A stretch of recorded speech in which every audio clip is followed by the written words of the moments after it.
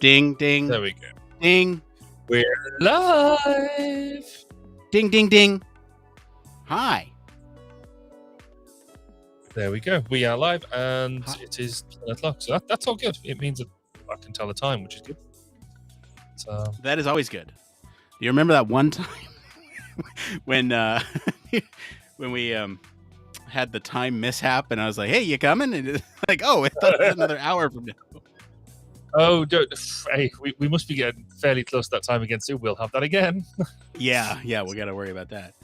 I do have form when it comes to this. So how about that story tonight?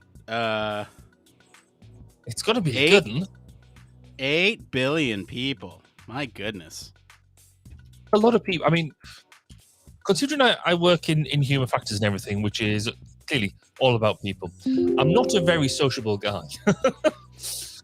So big sort of. Isn't that odd? You know, well, we talk It's about like going to London and places like that, and I'm just like, it takes me a lot to go to big cities and things like that because it's full of people and like people being rude and knocking into you and all that sort of stuff. So yes, depends on the city. Possibly. It does. It does. There's like, at least here in the States, it definitely depends on the city. There are certain cities that have sort of a collective attitude, demeanor. Demeanor is a better word. Yeah. Some cities are very friendly, and some are like, oh, well, stay away from that one. Yeah, no, I think that's quite true over here as well. I think London is almost like. I almost feel like London is almost like a country in its own right because it's so multicultural. It's so got so many different people there that it almost feels like just a very different place when you go to it. And it's because I'm just not used to going there. I mean, I think if you grow up and live in London, people who grow up and live in London absolutely love the place and don't ever want to leave. Generalizing wildly, but yeah, I think it's just I'm more of a country bumpkin. I like open fields and green pastures. So, yes, we are suburbia. So like we enjoy the comfort of being close enough to a city, but still sort of want our own privacy and space because otherwise it's like things get too crowded when you try to go to a store and it's just like it gets to be unmanageable at some point. Have I not closed up? Oh, rookie error. I haven't closed off my rookie. My calendar. Shut the calendar down. There we go. And we can also shut Teams down. Teams go away. Oh yeah, I should probably shut some stuff down too. Hold on. What else have I got? Discord can go over here. I'm just not quite as prepared today as I usually am. Do I sound quiet to you? No, you sound fine. Maybe it's just. Oh, maybe I just need to turn up my headphones. If I turn my headphones down, that better. Oh, okay. Maybe it's just me. Yeah, might be the headphone thing. Yeah. Cool. Oh, geez, Louise, what's going on here? So, in terms of notes, we've got some social thoughts as well because we've had. I saw that. I was just checking my end. I didn't see anything. Actually, I still need to check. I haven't checked LinkedIn actually, but can't spell LinkedIn today. You know, I'm quite liking doing it this way, sort of like doing it and then just sort of reaching out to a few people who think might reply. So, and it seems to be working, so I'm quite pleased with that. Right. Let's see. Lots of people liking nobody answering it. LinkedIn, you need to do better. I know. Or is it on us that we need to be more engaging? I don't know.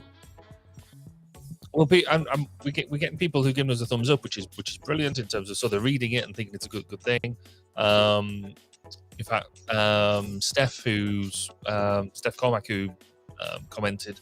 She was also really she commented that she was really impressed with the broad range of topics or the good range of topics that we put on.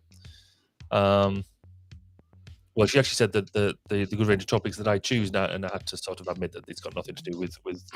With you know what? Honestly, we don't choose those, so.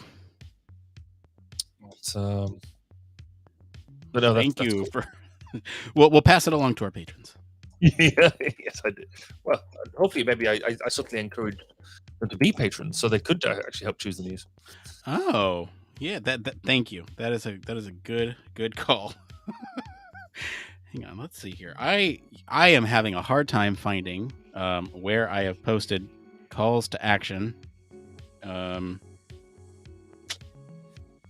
Let's see here. I feel like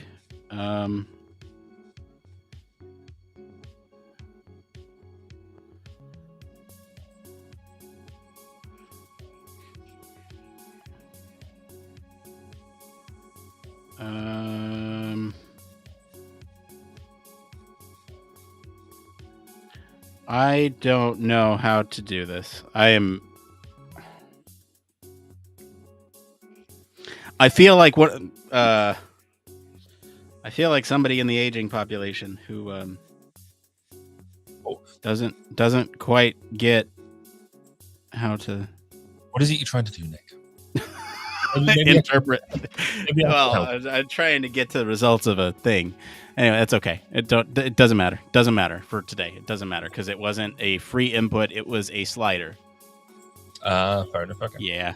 So, anyway, I hope everybody is doing well. We are doing okay over here. I think Barry and I had a little check-in beforehand, and our little shorthand 15-minute therapy session.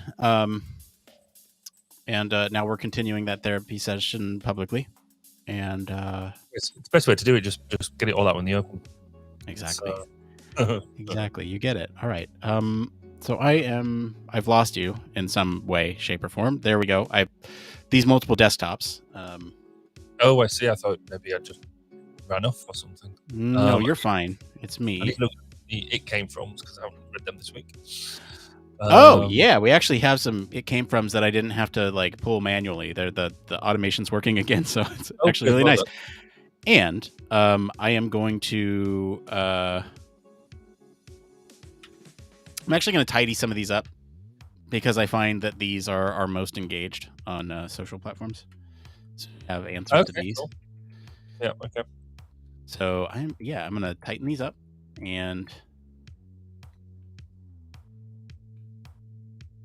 If you're listening, or I don't whatever know, experiencing this in an immersive virtual reality exhibit 300 years from now, could you imagine us doing some sort of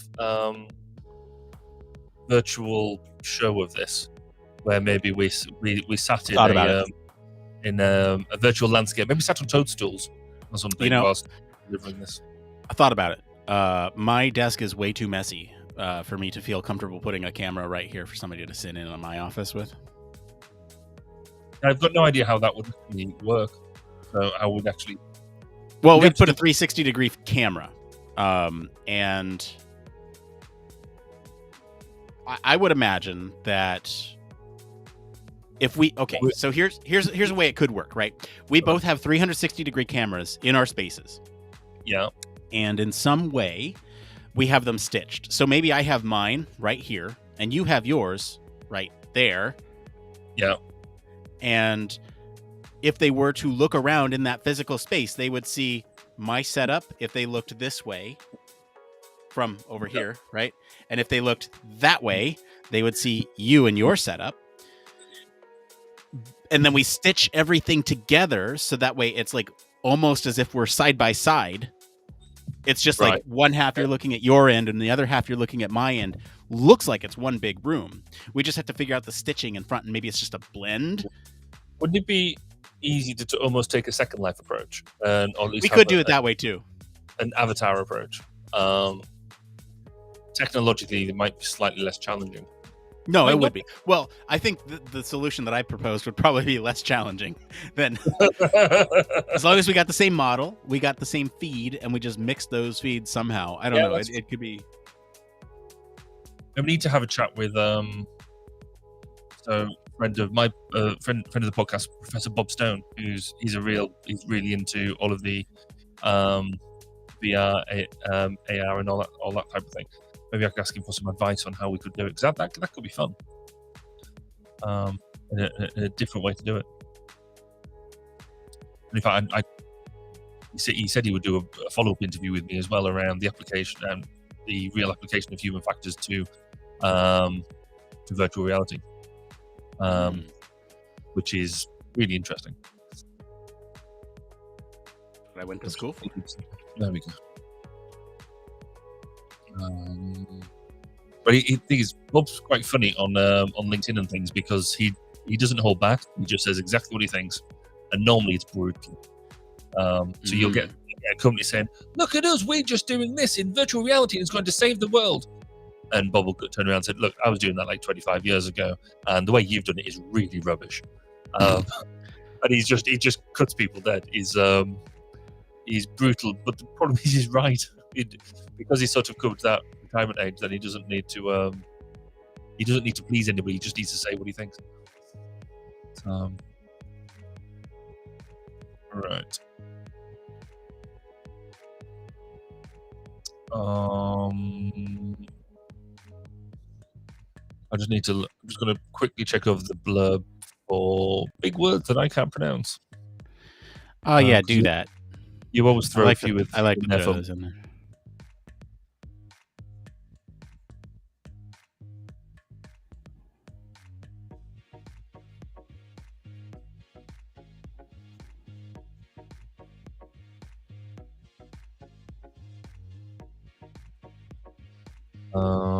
Yeah, I'm going to rewrite that bit. That's got lots of words.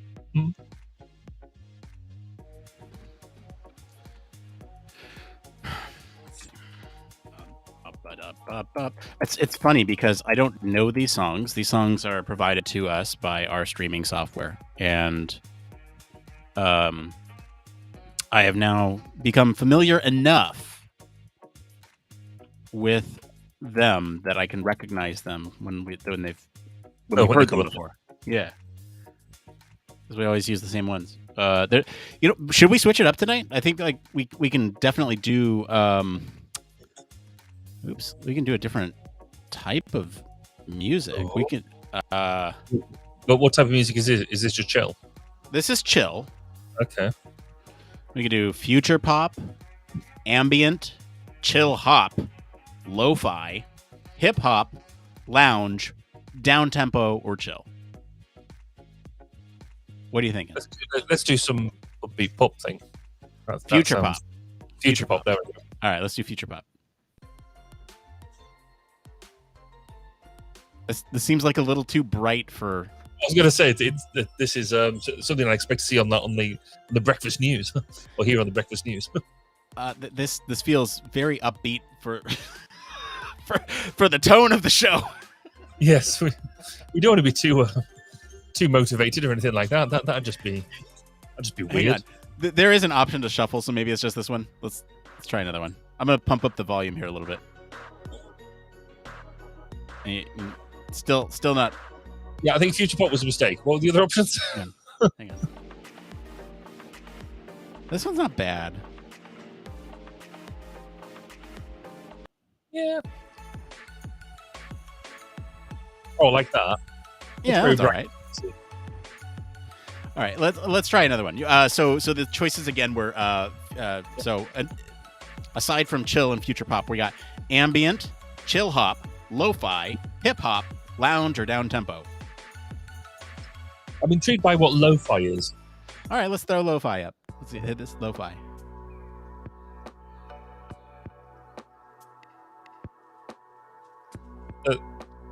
That feels very post-show music. Right, we need to get down and relax. Meditation. Yes. I mean, lo-fi. There's a bunch of channels on YouTube, lo-fi tunes to whatever to, right? Like study and relax to, or talk human factors too.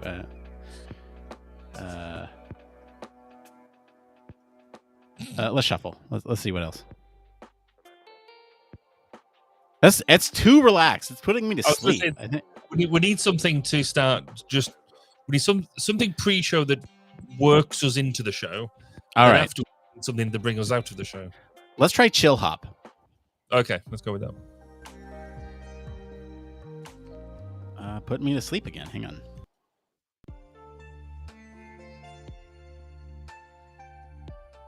Yeah, it's putting me to sleep. Let's try another one. Let's try. All right, we're gonna go into hip hop now. This is hip hop. This upbeat.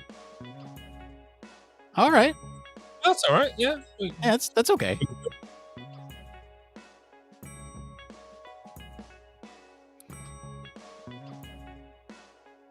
Okay. Let's shuffle it and see.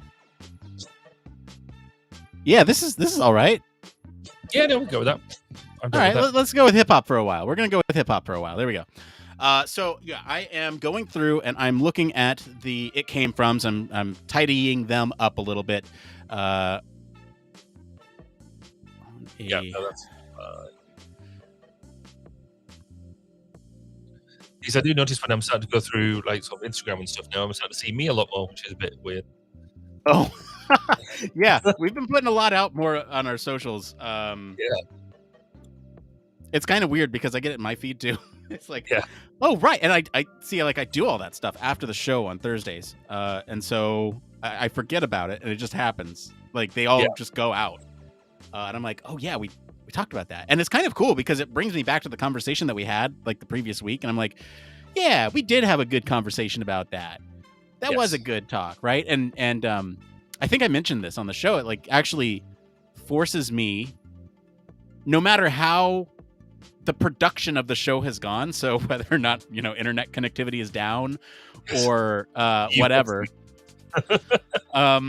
it forces me to find the good in every episode. It forces me to find at least 7 things, one for each day of the week.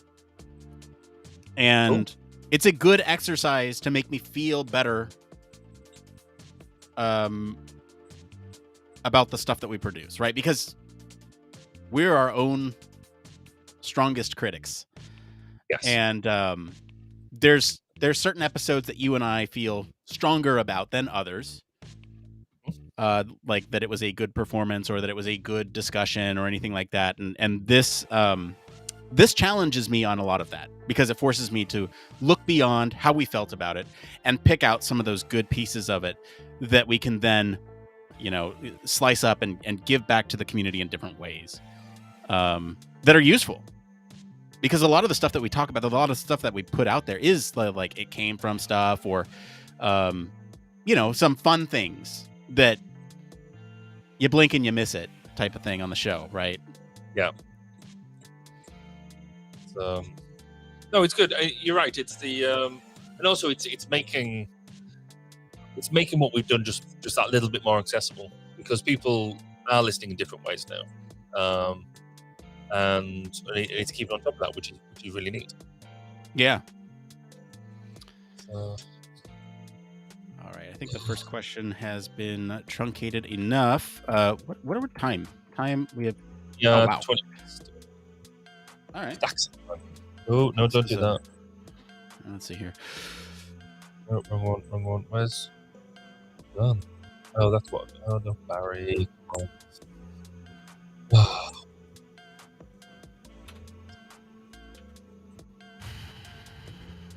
I don't need that. Now I do need that. That's that. If anybody is listening, please do say hi before we go live. Got about 10 minutes to say hi. So 10 minutes to say hi. Yeah. Okay. And make your that's fine. And make your comments on the world hitting 8 billion population and what that means for human factors. By the way, I have to share this because here in the States, something was announced today that I am super jazzed about. We actually shared this on our Twitter earlier. I actually retweeted. I very seldom retweet things or am seldom active on my personal Twitter. but this was too good not to share. And so basically, what has happened today is the White House has announced that any scientific research done here in the States that has been funded by the federal government needs to be accessible without delay starting in 2026. So that means that freely to the public. That means that journals can no longer price gouge on at least some articles. And this is very significant because a lot of research done here in the States, has some government funding. And so this is going to fundamentally change how we share research and information across all fields. That is really cool, because I've always wondered or thought, because we spend a lot of time publishing stuff, and I've always been bemused by the fact that we're the ones who produce research papers. So then we publish it, we promote it to a conference and say, look, please review. So you're volunteering your own work. The people who are reviewing the work generally volunteers as well. And so the only people who truly make money out of this are the publishers. And yet you get nothing out of it for putting all that effort in. So I've wondered a lot about that model, and whether we why do we kowtow to it so much. So that would be really good. I wonder how that deals with national security. So defense research, for example, some that we might not want published. But I'm sure that they're a bit like what we have at the moment. Let me read the statement, because there's defense research, I feel like, is different from grants, right, that go to schools and stuff. So let me read the actual statement here. Let's see, where's where did I do that thing? It's around here somewhere. Let me look. Someone else must be on the Twitter too, because they just retweeted that a thing about us picking good stories. Let's see. So here's the announcement. Today, the White House Office of Science and Technology Policy updated U.S. policy guidance to make the results of taxpayer-supported research immediately available to the American public at no cost. In a memorandum to federal departments and agencies, Dr. Alondra Nelson, the head of OSTP, delivered guidance for agencies to update their public access policies as soon as possible to make publications and research funded by taxpayers publicly accessible without an embargo or cost. All agencies will fully implement updated policies, including ending the optional 12-month embargo no later than December 31st, 2025. So basically, this is saying that journals can't have some sort of embargo that prevents the sharing of information. Like, sometimes there's embargoes with research that say you can't distribute this publicly. Like, you can't put it on your website. You can't send it to anybody if they ask you for it. No more. If it's federally funded or taxpayer funded, and so defense is taxpayer funded. But I think there's obviously some classification issues with that. Yeah, with all these things, I mean, the details like that are minimal, aren't they? They'll come up with a solution really quickly. It won't be a drama. Oh yeah. But it's I think it's really good, because I've often thought that what is it that these publishing companies actually get? Because who actually sits there and reads like a book cover to cover, a set of proceedings, for example? People used to, but you don't research in the same way anymore. So ResearchGate and other things like that make things available freely, much more useful on Google Scholar and other types of things.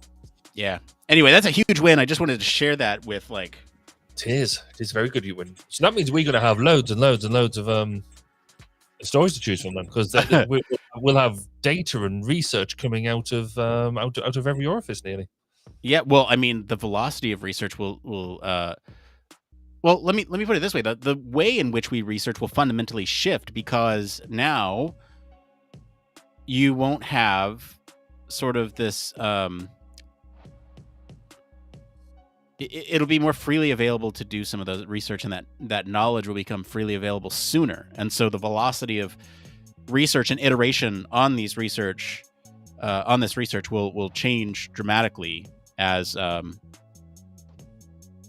this science becomes available. And I'm thinking about it from a human factors perspective, but this is all over, right? This is science, technology. This is like the latest microchip development. How can we get that out there? And the latest machine learning algorithms or best practices. COVID was largely a really good example of what can happen when actually everybody puts their head together. Don't worry about boundaries.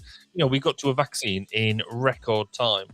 In fact, we got there so quickly that people assumed that it was fake, or that I think what got me with that was like people assumed, well, of course we'll get a really quick vaccine because science, and we almost forget how difficult this stuff is because it was so focused and there were so many people focused around it delivering. And so if we can get that on all subjects, then that'll be amazing. Yeah, and I will add one additional piece here, and I think this is largely due to some of the policy that we have passed here in the States over the last couple of weeks, where we've had the Inflation Reduction Act, which has the largest sweeping climate change provisions in history.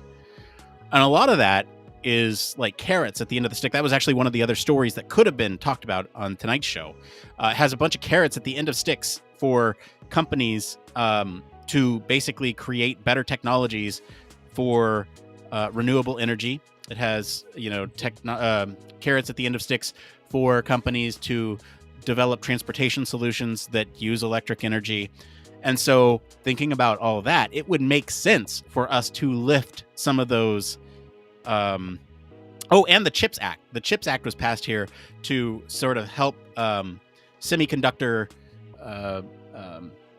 fabrication and research and development here in the States to be domestic rather than relying on imports from overseas. And so all this stuff, to me, says, yeah, we're gearing up to do a lot here in the States, and we're going to need science that we are producing here in the States to be freely available, so that way we can operate at a velocity that allows us to outpace other markets. Very, very strategic and wonderful, and I love to see it. It's wonderful. It's getting that right mix, isn't it, between the whole because we've got similar sort of. I was going to say we've got similar sort of issues, but different issues here in the UK, where we've got a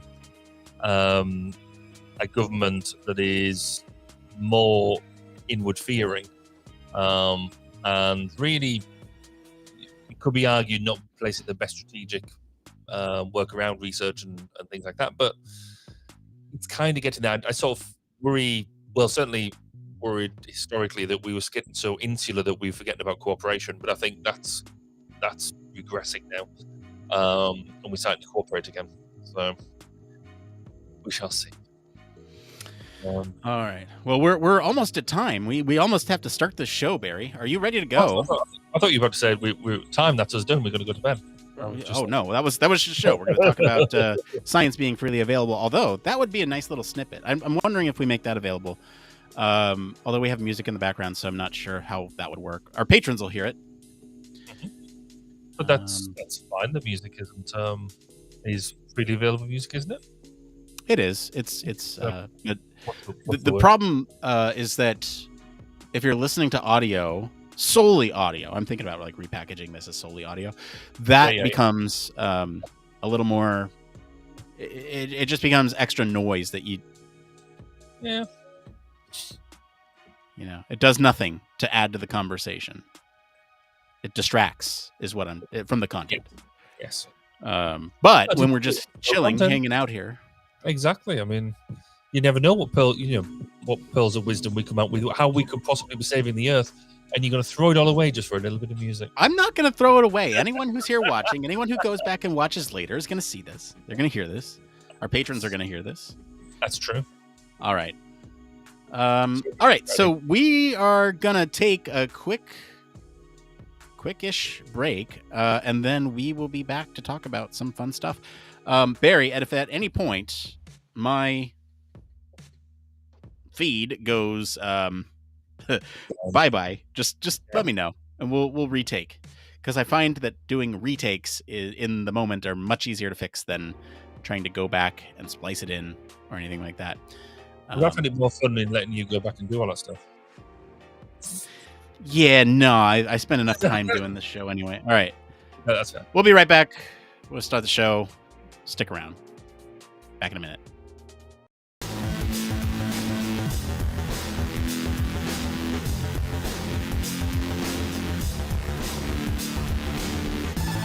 Welcome to Human Factors Cast, your weekly podcast for human factors, psychology, and design.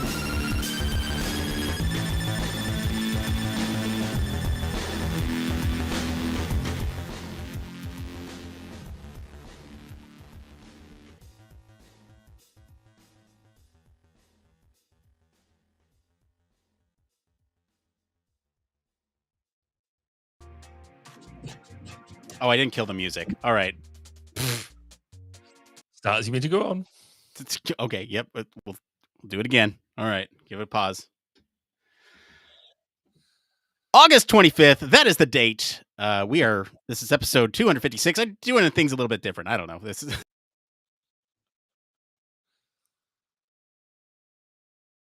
Oh, and now you paused. That's absolute genius. Wow. All right. You know what? We're just going to take a pause because this is right at the top of the show. This is why you come to these things. Is because you come to NASCAR for the crashes, not the race. So am I okay now? Yes, you're okay now. So take a pause. Start again. All right. You know what? Hang on. We're just going to, so I can find it later. I'm just going to do this again.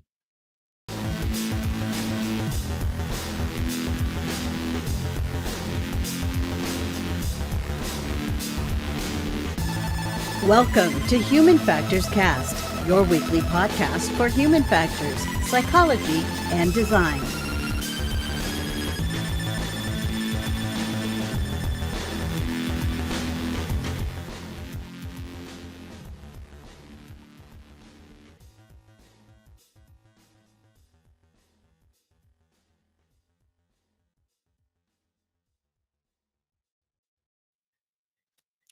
Take two. This is episode 256. We're recording this live on August 25th, 2022. This is Human Factors Cast. I'm your host, Nick Roome. I'm joined today by the wonderful Mr. Barry Kirby. Hey, how are you doing? Hey, I am well. This is our second take of the intro, and is it going okay? It's great. I'm loving it. I'm just terrified in case I say anything out of place and you have to do it again. All right, leave it in. All right, we got a great show for y'all tonight. We're going to be talking about how world population is going to surpass the 8 billion threshold very soon. And later, we're going to answer some questions from the community about following UX guides or carving your own path, networking to get ahead in your career, and making assumptions on users. But first, we have some programming notes or community update here. Barry, I have to know, what is the latest over at 1202? Well, in 1202, people have been inspired by Bob Bridger and his insights into human factors books. As an author, he's written a whole bunch of human factors books, and he's given us his insights on why to write them in the first place. And if you're using a publisher, how does that work? But also, what happens when you self-publish, and what does that do for you? He gives us some really good insights into all of them processes, the fun around writing them, why you did it in the first place, but also if you're a budding author, then some of the pitfalls to avoid. But on Monday, we have a new discussion going live, and that's with Susie Broadbent. And Susie is a fellow of the CIHF and delivered this year's Institute lecture at EHF 2022. She talks with experience and passion about the practicalities of implementing good human factors practice, and really around where we have to make real life judgments about adopting the book methodology to applying that to real world conditions. And so it's the real practical aspects of applying human factors. So that goes live on Monday, and hopefully everybody will learn something new. Was Susie the one who caused a stir? That's our Susie, yes. I'm looking forward to that one. All right, well, we know why you're here. Let's get into the news.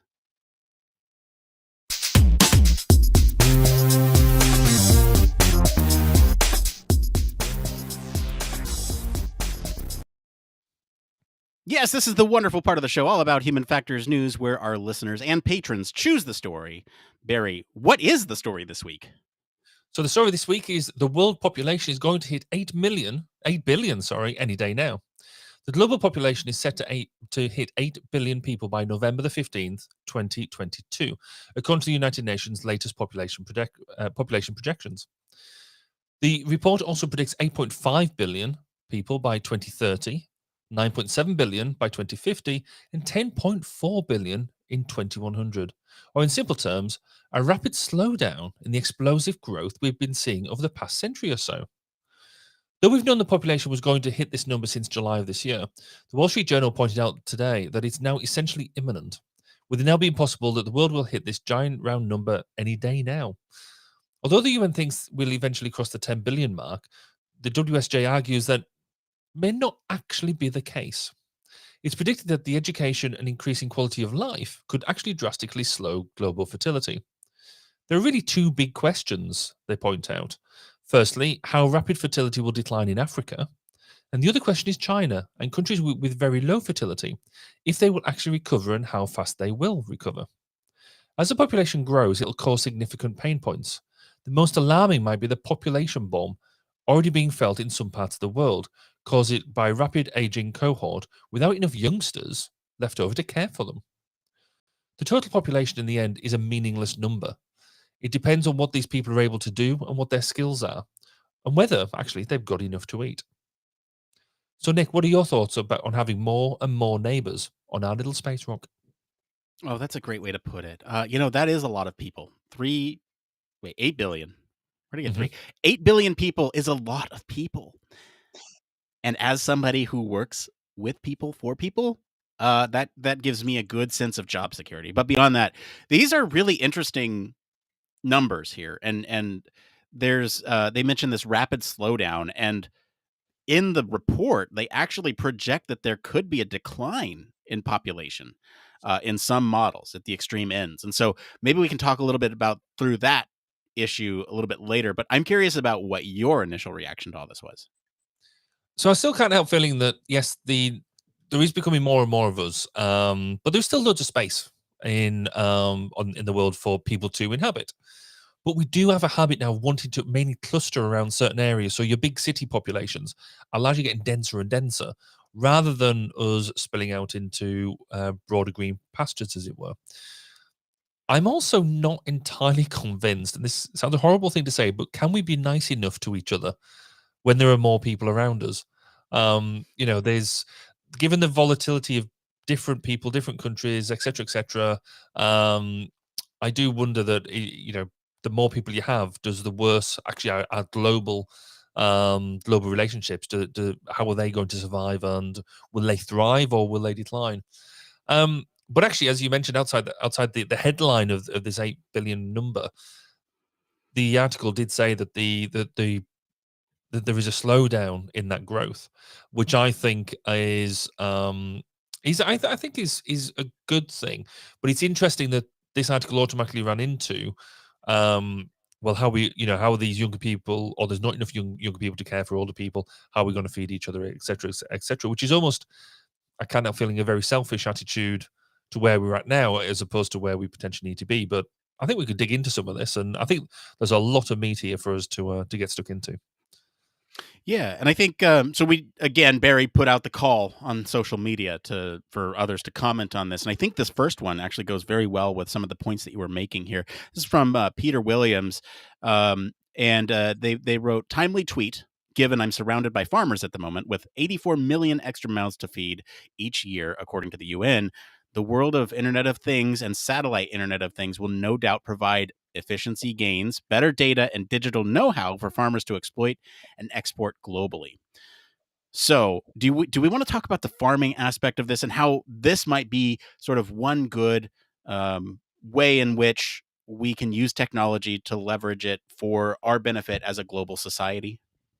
Yeah, I think absolutely. I mean, there's so much around our basic need. So we know what when you look at Maslow's hierarchy of needs and things like that, whether you agree with that or not. But the fundamental, we all need to be fed. We all need to have that basic food security. And the main people who provide that are farmers, obviously. But it also then, so they need to generate crops, they need to generate food for the world. So if you look at it at a world scale, the greater, so agri-tech and the technology to allow them to be more efficient, to be able to understand the whole nature of what it is that they're doing, from how effective their soil is, to the water levels, water pollution, or just the nutrients within the soil and the water, and how that's all working. It means they can be massively efficient. But then it also leads into logistics as well, because if we can use technology to have better logistics, it means we can get the food where it needs to go at the right time. Because at the moment, we still live in a world where we are throwing so much waste away. At all parts of the food production and sales element, that surely we should be able to utilize technology to make the delivery of food more efficient. So we're actually getting fresher food quicker, and reducing waste. Now, I know you know more about the logistics side of things than I do. Do you have any sort of insights around that type of thing? We still have a long way to go. Yes, that's my insight. We, Fair enough. but that's a good thing, right? Because we're thinking about these problems now, and I almost want to take a step back and look at sort of the key messages that are coming out of this UN report. And I've pulled these out. I'm going to read through them, and maybe we can dig into ones that we find are interesting. So I'm going to read these kind of verbatim as they have them in the report. And these are high level sort of messages. They have a bunch of other bullet points that are supporting evidence. We're just going to go through the high level evidence, because otherwise we'd be here for the entire hour reading out those bullet points. So the first one here is: the world population continues to grow, but pace of growth is slowing down. So that's kind of the first high level point. Yeah. The next one: rates of population growth vary significantly across countries and regions. The next point is: levels and patterns of fertility and mortality vary widely around the world.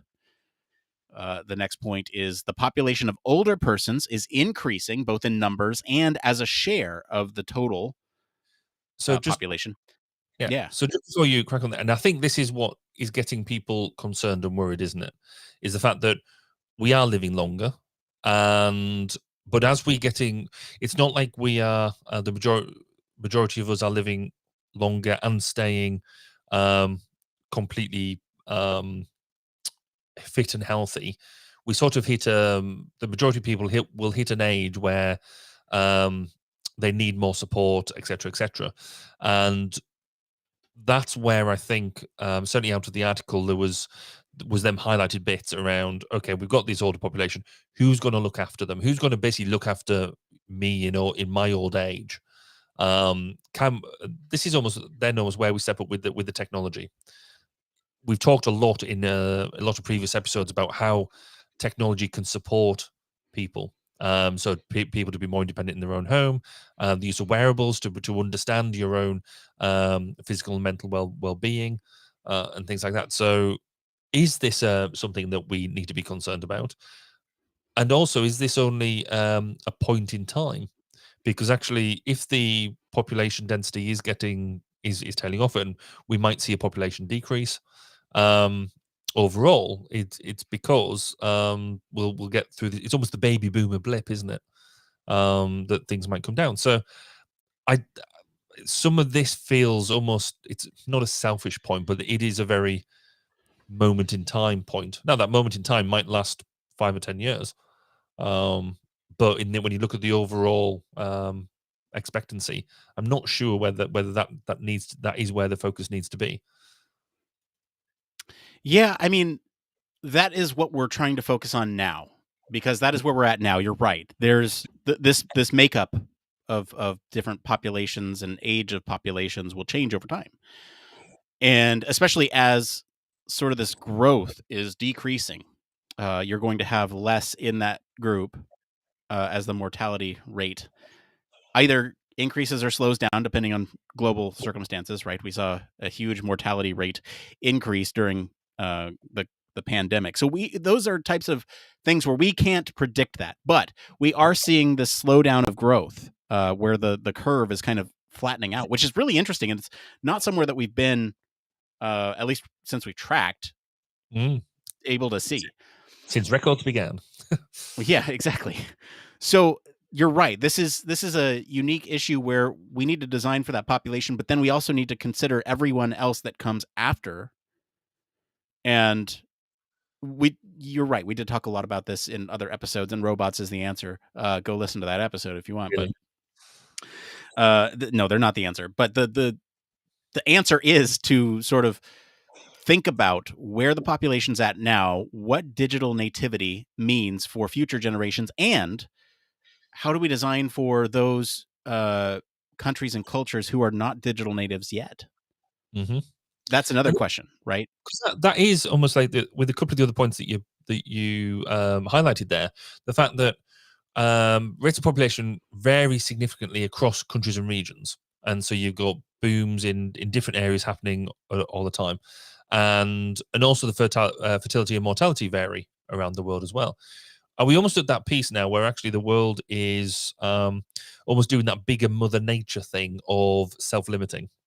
In doing them things that is way beyond our comprehension as such, which it could be. It's interesting to see whether the world can self-regulate in that way, and just how we deal with that.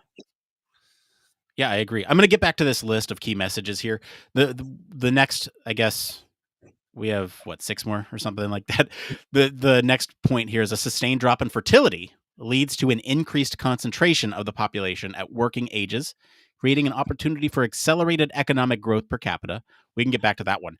The next point here is more and more countries have begun to experience population decline. We already talked about that a little bit. Next point is international migration is having important impacts on population trends for some countries. The COVID-19 pandemic has affected all components of population change, including fertility and mortality. We talked a little bit about that. And then the last point that they make is population data provide critical information for use in development planning. And so why do we look at population? Well, it's exactly for that reason. We can start to understand what is happening around us and try to match our approach to better plan for what we suspect is going to happen.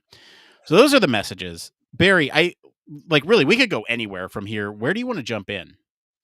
So I think the first bit I quite like the thought of is it's almost continuing that argument about understanding what does this slowdown mean, because I think it's quite interesting already that we've rather than pick up on the 8 billion number, we're actually more concerned about the what happens after that. But where we talked about how to care for the elder generation, there was also a lot of discussion around what is the economic impact. So if you've got less people working, or if you've got a lot of people, we've already living in a world where there is less jobs available. The traditional jobs of mining, the traditional factory type work is now being replaced by automation in maybe not in the big way that a lot of people think, but actually there is a lot more automation going on. There's less people working on production lines. So actually, if we do have this population decrease, we're not going to necessarily reduce the number of jobs available because they're already reducing. It's more that actually maybe the population is now suiting the number of jobs available, which is potential. But where do you think these future jobs are going to go? Do you think they will disappear, or do you think they will just change into something else? I think you should read that other social thought. Okay, let me just scroll back up to the social thought. I've lost. Okay, so Steph Cormack, who was also on, provided a social thought for the last episode. Her response was, "Oh, that's a lot to think about. From automation, influence of AI, aging population, social care to design issues. With my paramedic background, health and social care are big issues. IT for patient tracking, flow and support with clinician decision making, maybe as a broad start." So I want to comment on this. Because you started to bring up automation, and with this population decline, I want to tie this social thought into that thread, because both you and Steph are right.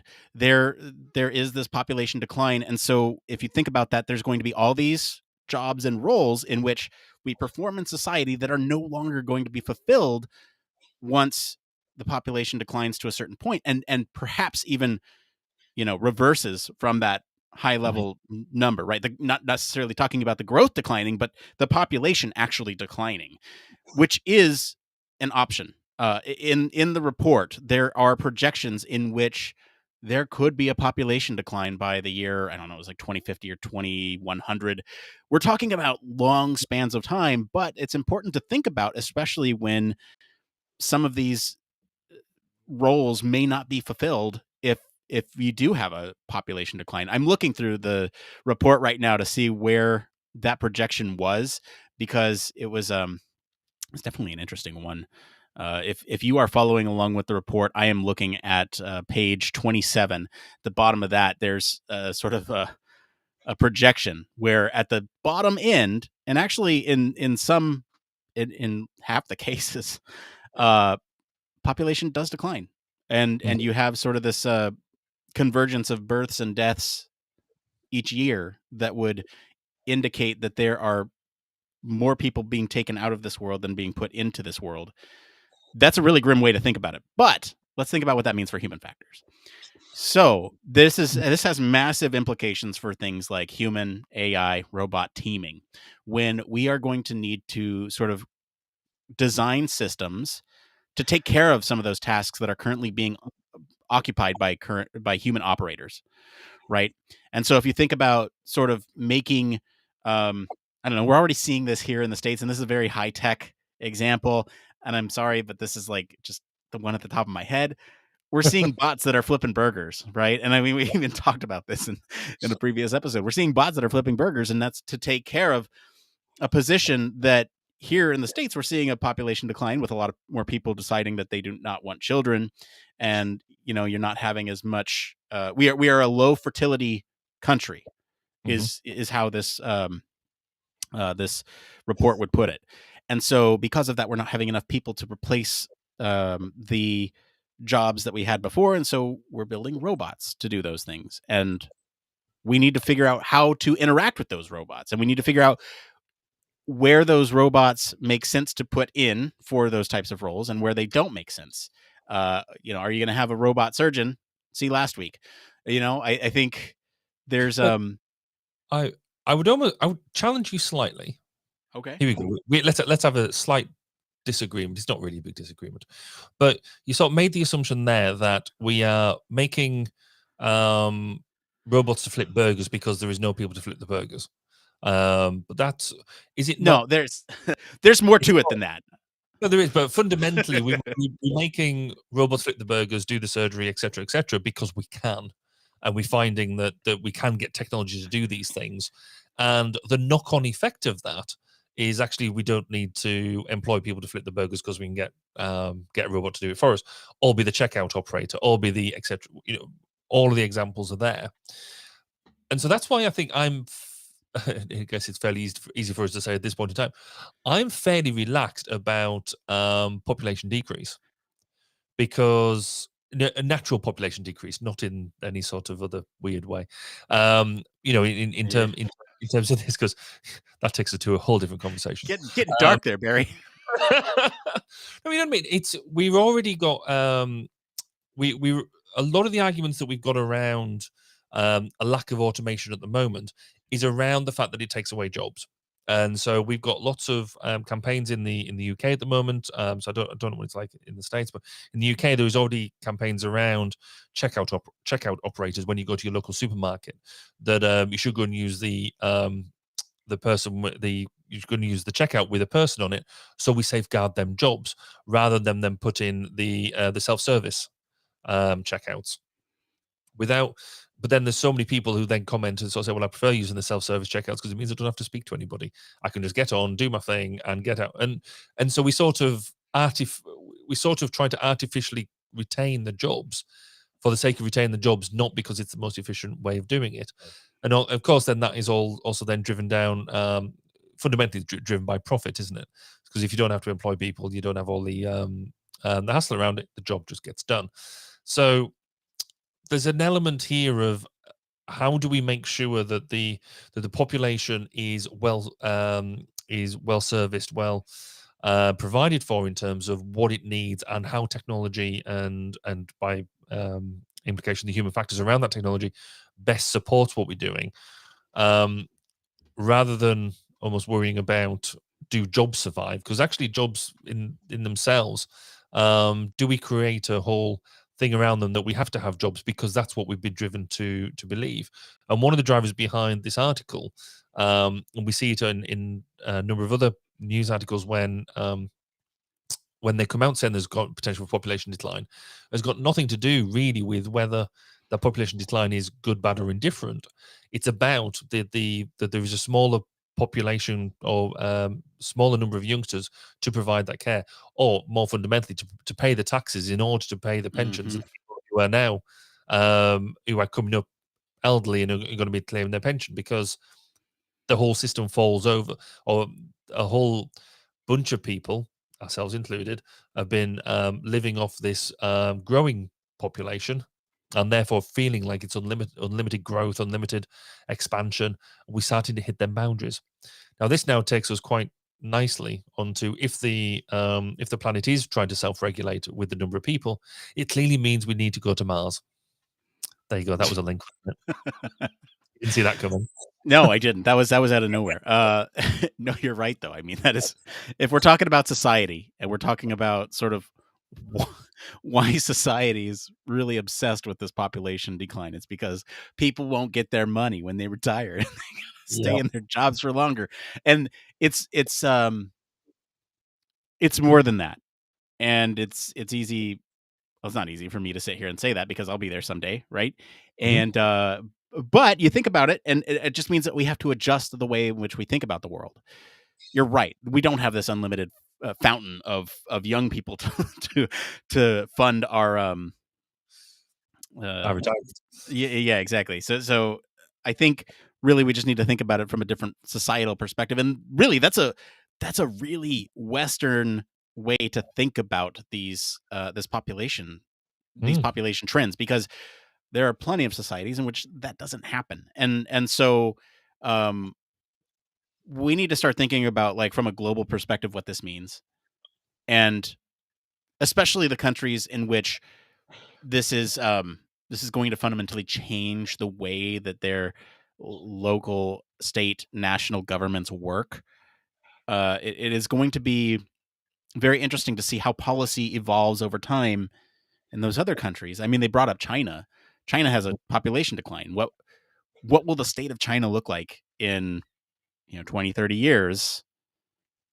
What policy will be in place in 20, 30 years? I'm not going to comment on any policy that is in place now or in the future. I'm just saying, how will it change? That is something that we have to think about, right? And so from a societal perspective, that is another consideration. I will say there's a larger ethical issue that's very relevant here in the States right now. Is, do you encourage population growth in some instances through policy? They've basically taken away a woman's right to choose, a person's right to choose, here in the States, in some places, and that is entirely unfair. Will that result in a population growth? In some cases, yes. And it's going to cause financial hardship and burden on those people who don't have that choice. And so, there's the question of, if it's vital enough to the survival of a society, if you implement these policies that are subtle nudges for people to reproduce and sort of fill in that that gap that is coming with the population growth decline. There's a variety of ways in which you can do it that's less invasive than the way that's being done now, such as subtle benefits for having children, or support from communities or government that would help you sort of take care of those children. There's ways in which you can do it without taking away people's right to choose. Anyway, soapbox down. you wrote another point here, and I'm going to pass it over to you to talk about this point. Yeah, because it's not the opposite of what you're talking about, but actually I've seen a large rise, and I read an article on it just yesterday, which was people's perception of what you should be doing as a couple. Should should the ultimate drive be to just reproduce? And it was started off by a couple who moved into quite a large house, 4-bed house with 2.5 bathrooms. I'm still not entirely sure how you get half a bathroom. But they would talk to the neighbors, and all the neighbors had children, all this sort of stuff. And they were like, "Oh, you moved to the house, just you're going to have some kids in that to fill the house up." They're like, "Well, no. We like the house. I love the space. I've got a couple of offices. We've got this, that, and the other. We're happy just as we are." And we sort of have this, and their neighbors were almost aghast. And there was a whole bunch of other examples of the same. So we seem to have this innate thing inside us that we expect all couples to reproduce. And in particular, obviously, we expect all women to want to become mothers. But actually, there's so many more people who are not wanting to do that. They're either not wanting to be a family with children; they just want to be a family, just the pair of them, or they just got no interest in reproducing. We seem to societally, and it might be just a protection mechanism within ourselves as a society. If you think of society as an organism, but actually, should we be beating down on them in the way that we are? I know it might not be the like the societal norm, but people want to live in the way that they want to live, and actually we just let them get on with it. Yes, I will echo that. Just let people live their lives. Don't come in with any of this prejudice towards people who don't want to have children. That's their choice. And like my wife and I chose to have a child, maybe more. We'll see. But if we only have one, then we are contributing to that population decline, right? And are you then going to get on people who only have one child because they're not producing the status quo of people?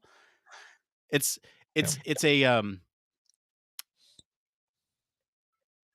stupid argument, and I hate it, right? Like just let people live their lives. We'll figure out the problems later. Just let people live their lives the way they want to live them, right? I have friends who don't want to have kids, and it's totally fine. Just let them live their lives.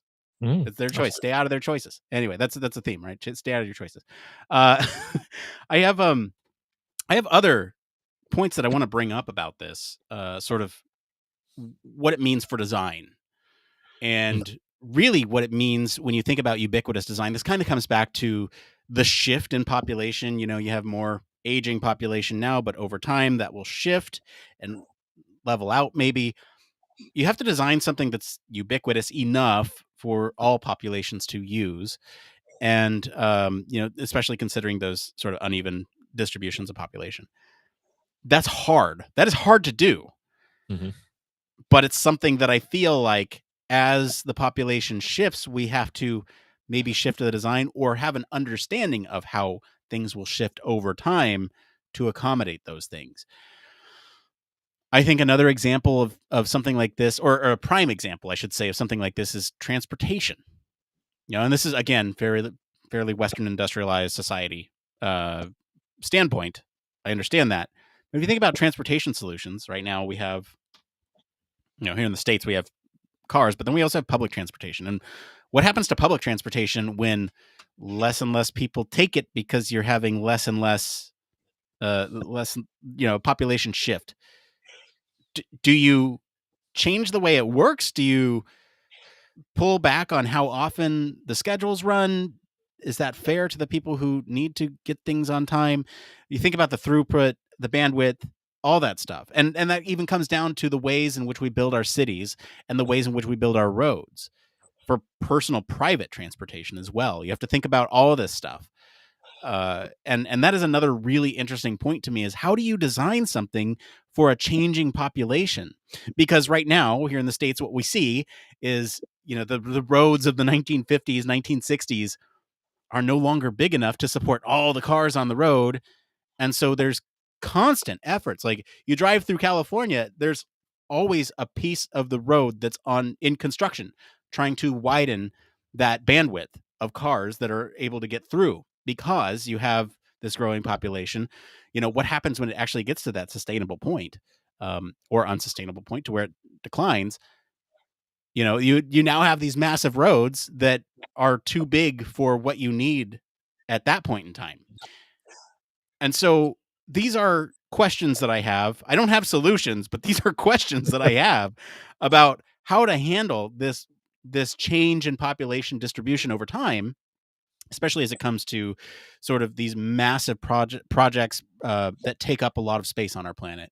Right? That's kind of where I'm at. That also goes with housing too. Right now, housing is a huge issue in a lot of parts of the world, and maybe someday it won't be. And what do we do with all that extra land and property, without letting it go fall by the wayside and become dilapidated huts, out in the wilderness? Like, what do you do with that? How do you maintain it in case the population does turn around and come back up again? All these are questions of how to deal with these types of large infrastructure issues with population distribution. You have any thoughts on that? Yeah, there is. I mean, I don't think we're in any risk at the moment of, if we still go through this boom and then there's basically a reduction, there are still so many people who are living in abject poverty that that will take over these houses and stuff. But there is also, if you look on like social media, there's some really good examples about where cities and actually vast cities have been abandoned. They've either been developed and then for whatever reason have been abandoned, and nature has come and taken them back. There's some fascinating pictures out there about how that whole ecosystem is working.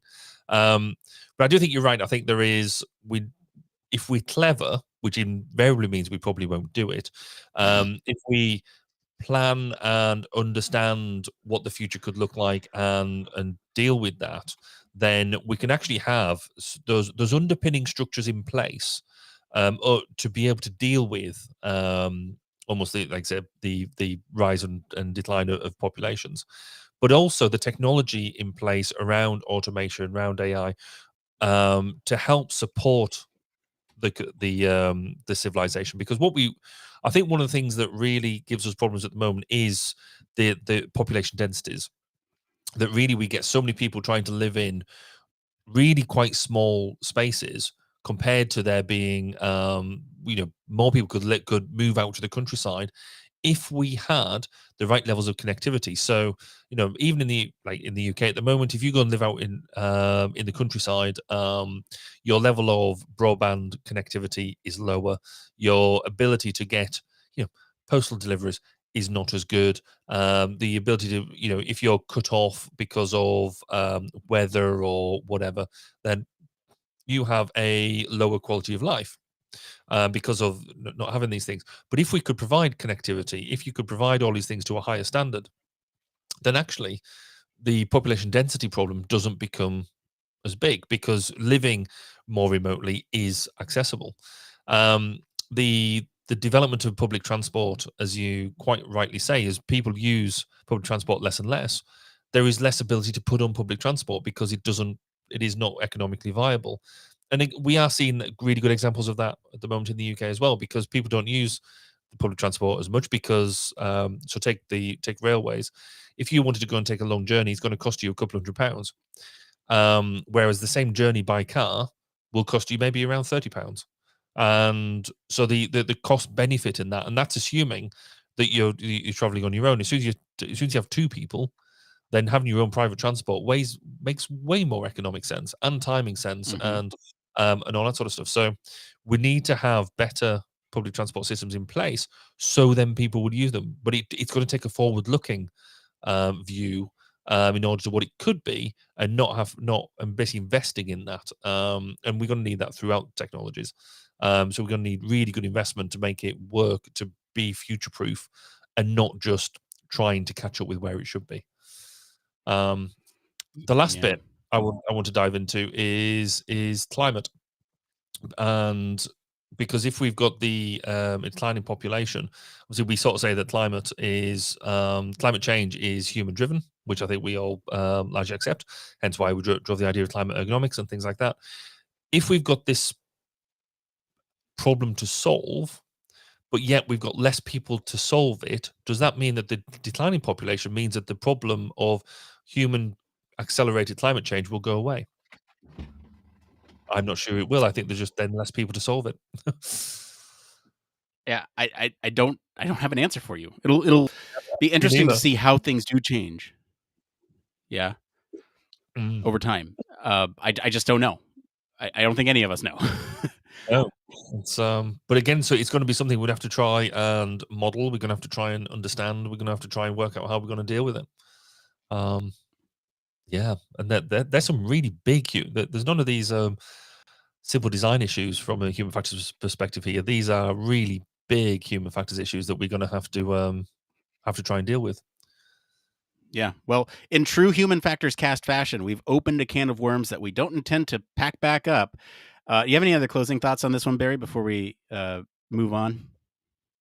I think fundamentally, I think this is it's a really interesting topic. I think it's something that we have to have at the forefront of somebody's mind, not necessarily mine, to be able to try and solve, because we can't just population decline. Whilst I don't think it's necessarily the problem that people think it is.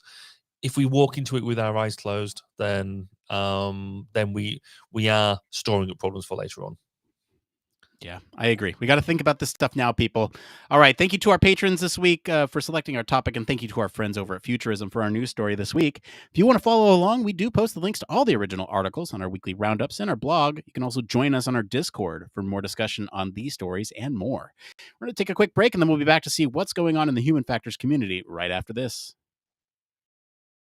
Human Factors Cast brings you the best in human factors news, interviews, conference coverage, and overall fun conversations into each and every episode we produce. But we can't do it without you.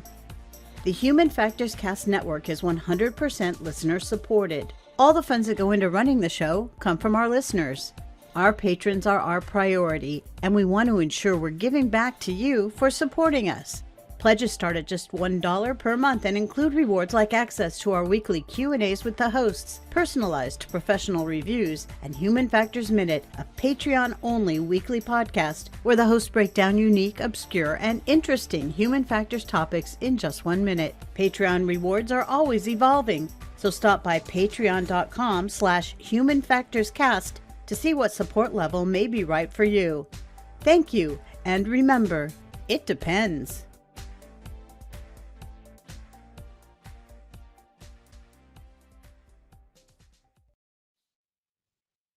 Yes, huge thank you as always to our patrons. We especially want to thank our honorary Human Factors Cast staff patron, Michelle Tripp.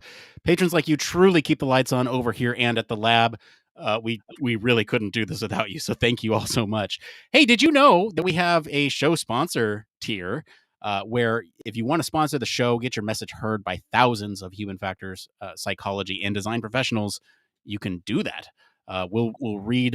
We'll sell out and read a little 150 words for you every week if you support us on Patreon at this tier. And you know what? You'll be featured on our homepage for the duration of your pledge. So that's kind of nice. You also get a permanent link on our page to any sponsored content that you want to do. So, like, I don't know if you're a company that's looking to hire human factors professionals or psychology folks or anything like that. Someone who's selling ergonomic gear, you want to do all that. You can help support the show. We really want to make sure that the people who support the show actually make sense from that perspective. It's not going to be like one of these things where we're just going to let anybody in. You got to be at least somewhat related to the field. Anyway, if you're interested in that, go check it out. It's an option, and it would really help us out even more. It, like, you talk about keeping the lights on. This would keep us on for quite some time, I think. This tier. Anyway, if you're considering it, go check us out on Patreon. And with that, I think it's time we get into this next part of the show. It came from.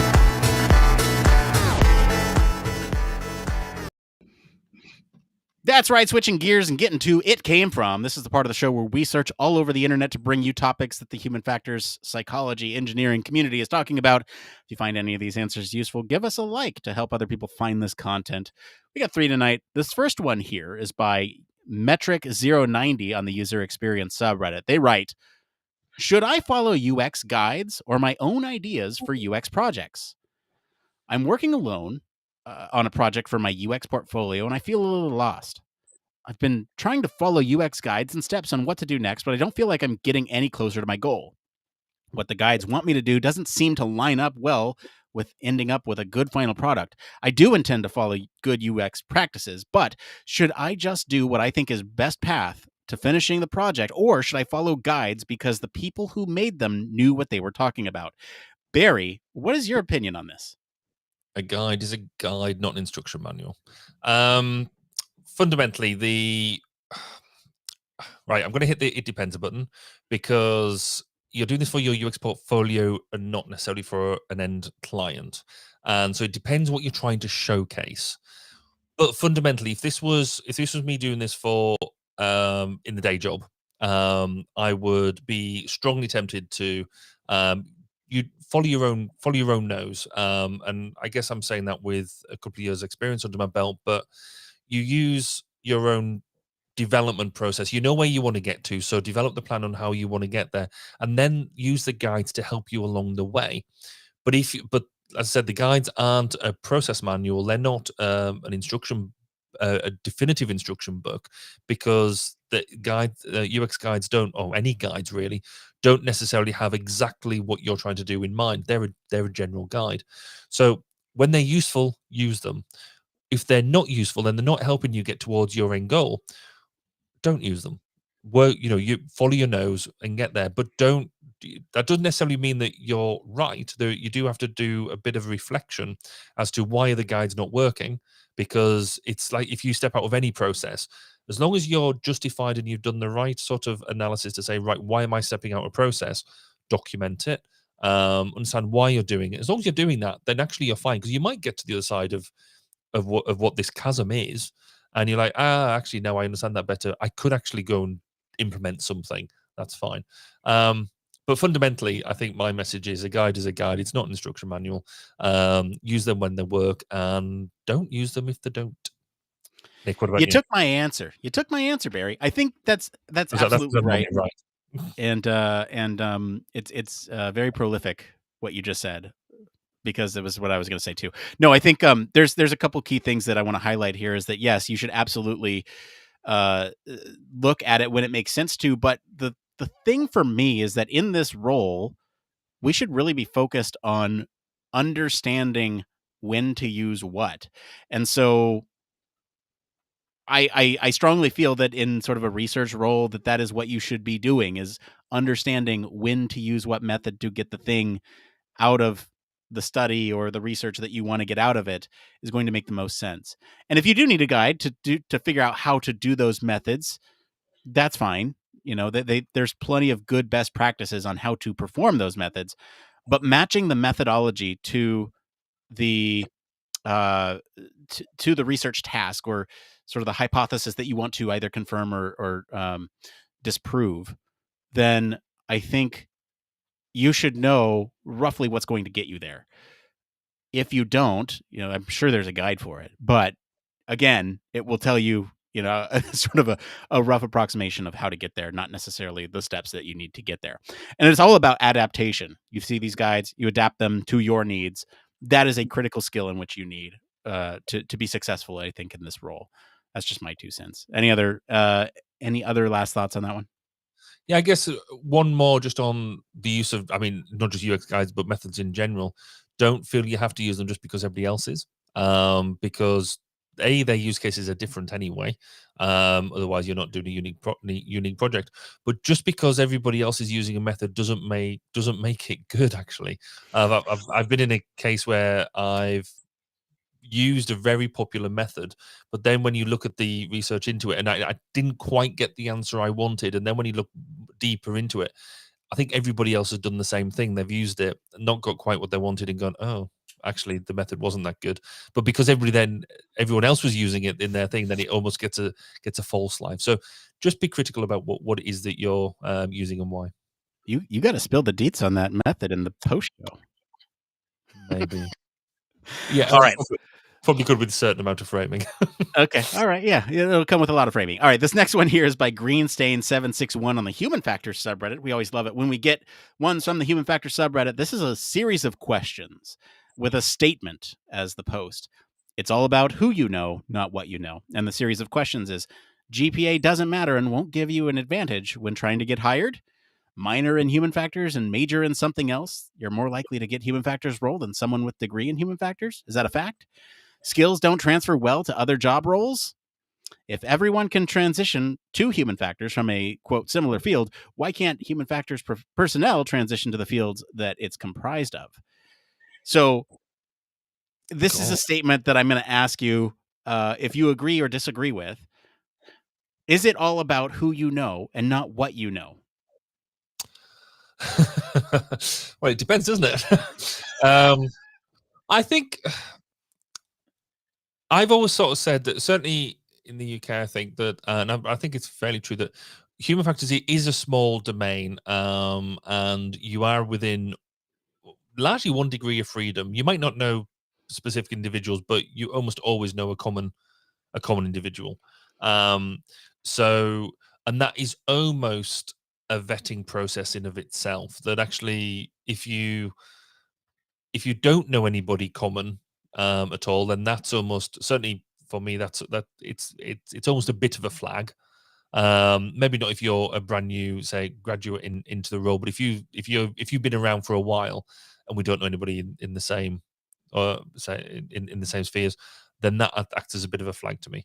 But equally, if you've been mentored and stuff like that, but that doesn't necessarily give you an advantage in being more capable.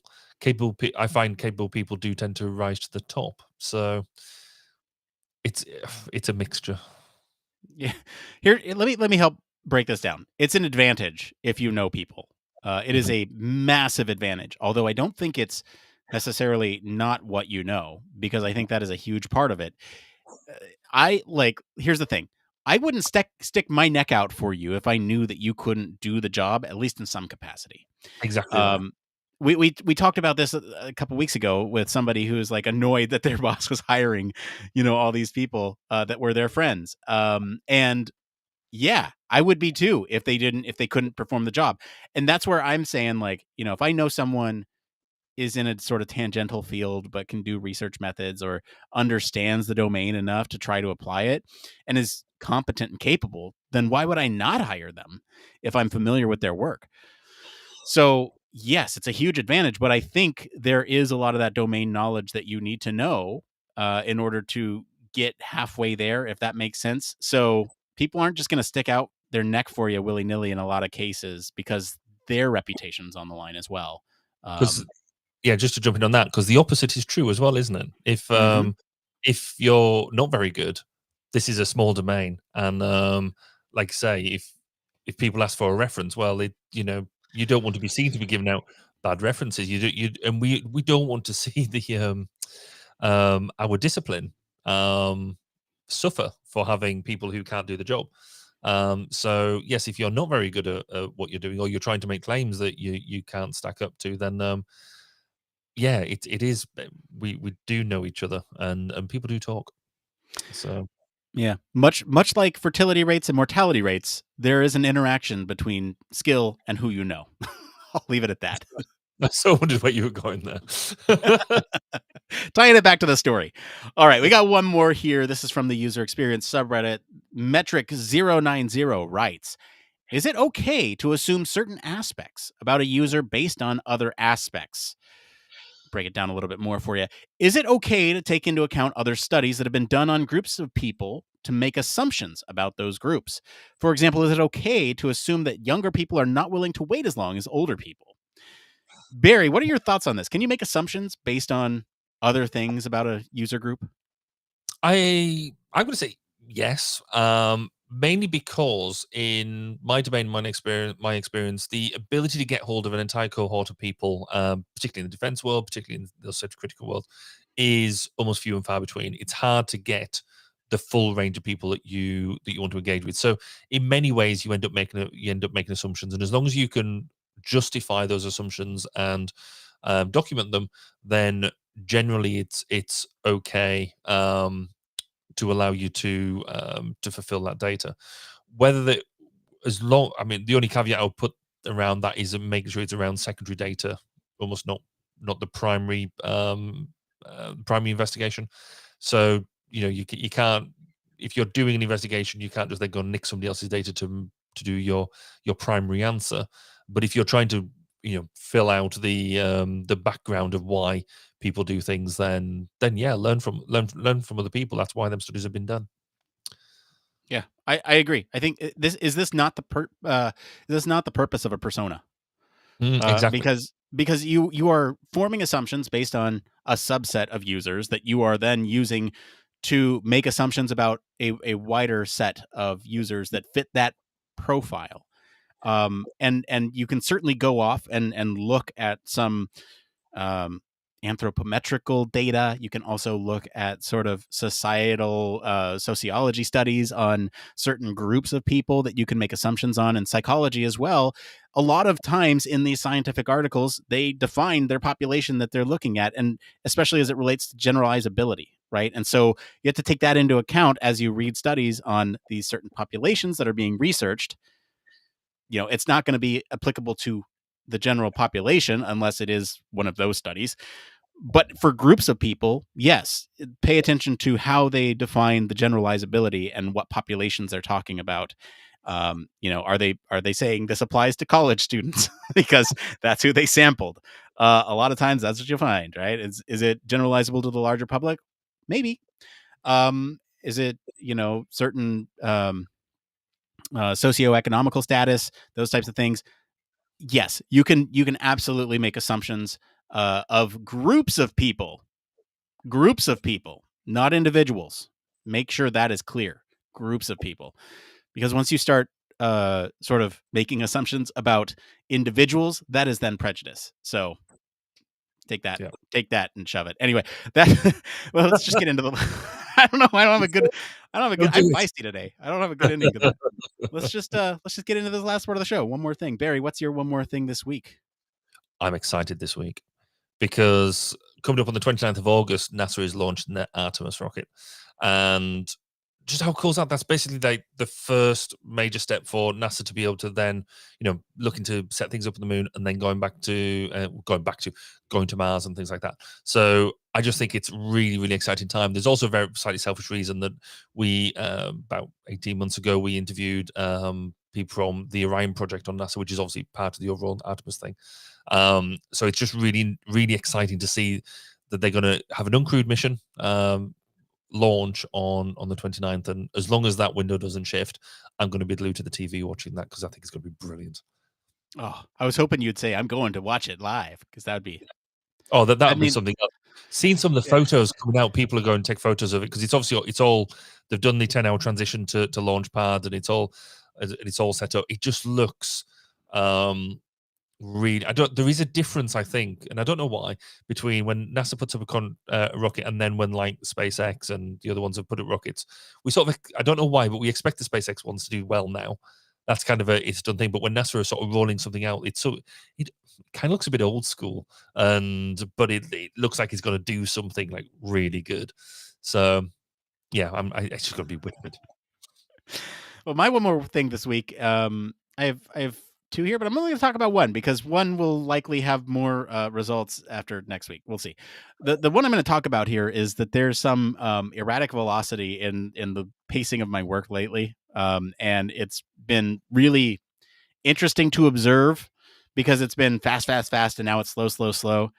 And you'll find this is typical for a lot of folks, is that you'll have some downtime followed by some like really frantic work, followed by some more downtime. And it's just, I wanted to comment on sort of that erratic pace. I think it's just interesting because it's nice when you actually get a breather. And like I had some time to make the show notes today, and I hope the show, I hope it showed. But anyway, that's it for today, everyone. If you like this episode and enjoy some of the discussion about human factors issues around, let's say, certain aging subpopulations, I'll encourage you to go listen to episode 251, Grandma, Relax. It's Just a Robot. It's where we talk about robots in aging population homes. Comment wherever you're listening with what you think of the story this week. For more in-depth discussion, you can always join us on our Discord community. Visit our official website, sign up for our newsletter, stay up to date with all the latest Human Factors news. If you like what you hear, you want to support the show, become a show sponsor. Just kidding. You can always leave us a 5-star review. That is free for you to do right now. Go do that. Tell your friends about us. That is also free for you to do and really helps us grow. If you want to and have the financial means to, please consider supporting us on Patreon. Like I said, that really does go forward to making sure that the lights are turned on over here at the show and at the lab. As always, links to all of our socials and our website are in the description of this episode. Mr. Barry Kirby, thank you for being on the show today. Where can our listeners go find you if they want to talk about baby making? When you read for a bit for the first time, great. You can find me on Twitch. I know the socials at Baz_K. Or come listen to some of our interviews at 1202 on the 1202 Human Factors podcast, which is 1202podcast.com. I forgot I wrote that. As for me, I meant to change it. I've been your host, Nick Roome. You can find me on our Discord and across social media at Nick_Roome. What an ending. Thanks again for tuning into Human Factors Cast. Until next time, it depends. Oh, man. Baby making. Oh, that was good. That was an energetic end to the podcast. Oh, man. All right. Hey, we're in the post show. I think we need to change the music, yeah? Oh, yeah, we meant to be coming down now. So. Yeah, let's do some coming down music. Let's just check out some of the ones that we haven't yet. So this is hip hop. There's 2 that we haven't checked out. It's lounge and down tempo. Let's check out lounge. Okay. Oh, I like that. Yeah, this is all right. It's all right. Yeah. Oh man. Baby making. Oh boy. That's gonna be fun. The whole thing was quite interesting because we didn't actually get into the human factors of all this quite a lot. We just they blasted policy. Hey, human factors is policy. It's true. Yes, I think it's quite because actually I don't think 5 or 10 years ago we'd have identified this type of thing as a true human factors issue. I think it's the human factors world or the human factors community has evolved certainly in the past 5 years more so to actually take on these bigger issues because we realize it's important. It is important.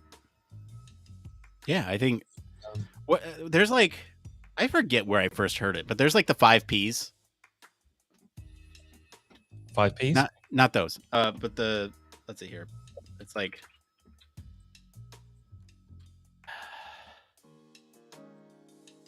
and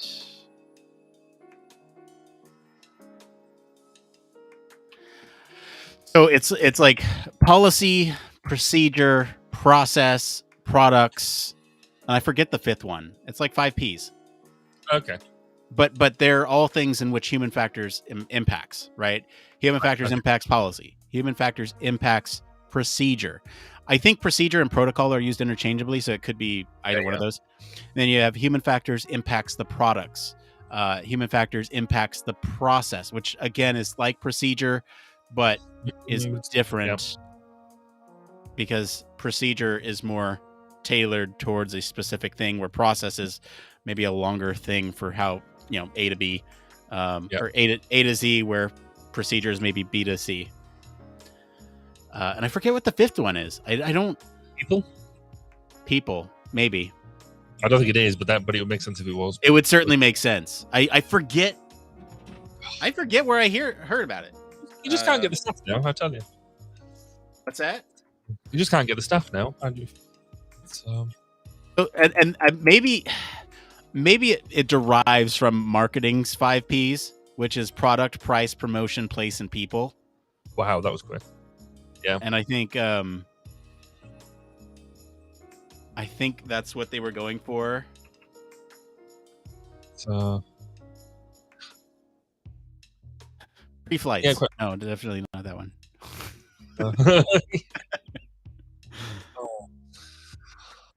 What has been so? I'm trying to do some other stuff at the moment around. I think I mentioned before about learning around the healthcare domain and stuff. Because that's not Patients. my baby. Oh, that's true. Well, is that patients as in people or patients as No, in patients? That's, patients as in like healthcare patients. I just brought it up because you said healthcare. yeah, no, that's I'm fair. just gonna throw out peas. I'm gonna Keep throw it- out keep it- peas through the rest of this conversation.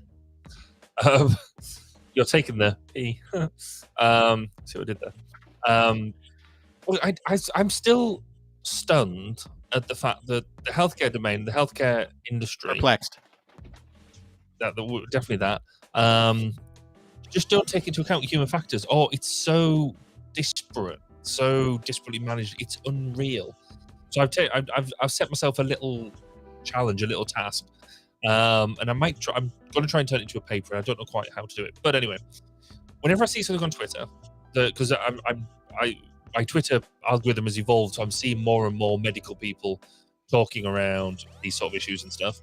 Whenever somebody comes up with something that is blatantly a human factors issue, I'm screenshotting it. And the idea is that I'm going to compile them all, say maybe in 6 months' time, and then do thematic analysis on it, and then an outcome. It just reminded me of something. I've got something exciting to tell you. I'll do that after this. To do a thematic analysis and then look at what the human factors issues and solutions are. Because there just seems to be so many things, everything from bottle labeling all the way through to how does a patient actually get through the front door. There's so many like low-hanging fruit that could make everybody's life so much easier, that just we were all like concerned about how we're going to apply AI to surgeons and things like that. We're just not hitting the basics there. And I'm just seeing it more and more and more. It just seems to be getting referenced. So I just thought I'd share that because it's frustrating me. Good for you. Is that like, so that's like a passion project. You're not doing that for any. No. It's just because I think it could be fun. It's interesting. I'm sort of picking up more. I'm reading a lot more into the healthcare domain, because of some of the interviews we've done, some of the discussions we've had, and it's just interesting. So it's what I do for fun. It's what I do in my own time. But interesting announcement. We did a show a while ago on Google and whether the AI had actually become live or not. I think I briefly mentioned this to you. I got asked if we wanted to do an article, but we had a week to turn around this article. So I took some notes together and worked with Dr. Mark Sajan on the lead of the AI and digital in healthcare special interest group, which I'm part of. And so I threw some notes together, basically saying that we discussed it, me and you discussed it. These are sort of the basic points that we brought out. We thought this, we thought that. Through that at Mark thinking, we'd go through some revisions and this, that, and the other. Turns out that we didn't have time to do any of that. Threw it straight to thing, and I got a notification yesterday that it's going out in this month's edition of The Ergonomist. So you and me and Human Factors Cast get a mention in this month's or this edition of the Ergonomics magazine. Dude, hang on. I have to update our press page. When does that come out? That's a good question. I've got no idea. I shall find out, but I think I've got, which I shall send to you, a PDF version of the article. I would love a hard copy. Do they send it to the States? I could probably get a spare copy and send it to you. That'd be awesome. I'd love that. I know people. But yes, no, I thought it was just a way that we could get it together really quickly. And I was like, oh, they're publishing it. I thought we spell check it first. Yeah, I mean, it's fun because we can, I don't know, like we can, in this trailer that we inevitably have to put together for the show at some point, we can say, mentioned in The Ergonomist, and yes, it's true. What's the HFES equivalent of the Ergonomics and Design? I think is their and has Human Factors Cast had a mention in that magazine? Not in that magazine. We've had mention in the the bulletin that HFES has put out. We've been mentioned there several times. And we're featured on their website, which is kind of nice. Hint, hint. I don't know what you mean. Oh, okay. All right. I mean, it would be nice for the Chartered Institute to have a sort of resources list of potential audio format. No, we do. We have to consume. Yeah, no, we have a list of all the best podcasts. There's just one podcast on there. It's fine. Oh, okay. Well, maybe there should be a couple more on there. Actually, that's not a bad idea at all. Like, I can funny we need some people who might be doing such a thing. Oh, this really quick. Behind This the music is this music is kind of sounding like It's quite soporific. Yeah, I was about to say like 90s soap opera. Yes, that's true. I feel like we should change it. Hang on, I'm gonna change it to the one thing that we haven't done yet. Down tempo. All right, wasn't that bad. Feels like there's going to be something else coming along, but actually it does, because it does. So I'm just looking at the CIHF website. It does have like list of publications. So I'm looking in the Learn section. So it's got research, The Ergonomist, Think, because they do have a weekly. No, is it weekly? Monthly newsletter, I think, which comes out.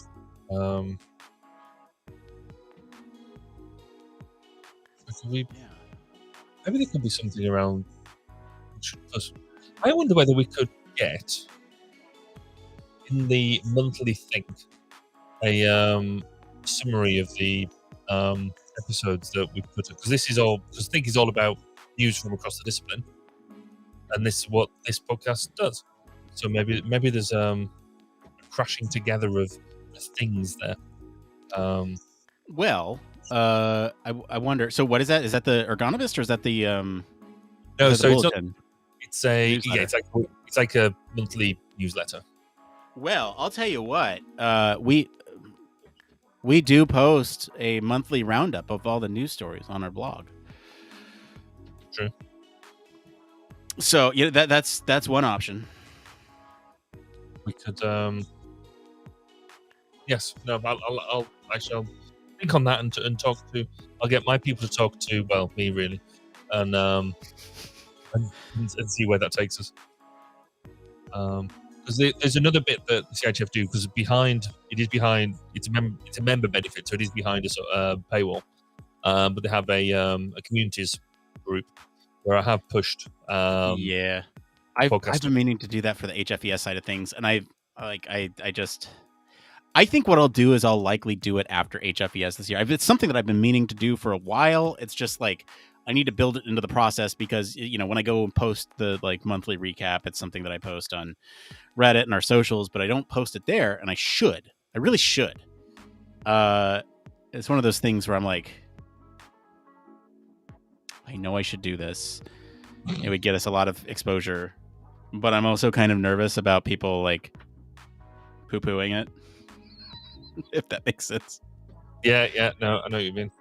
It's although I know, like the weird thing is that I know I'd have support of leadership, and they've actually encouraged me to do it before. So like, well, at the end of the day, I mean, I've got no problem with, because it's happened before with some of my stuff. People have raised, "Oh, I heard you say this. I don't think that was right."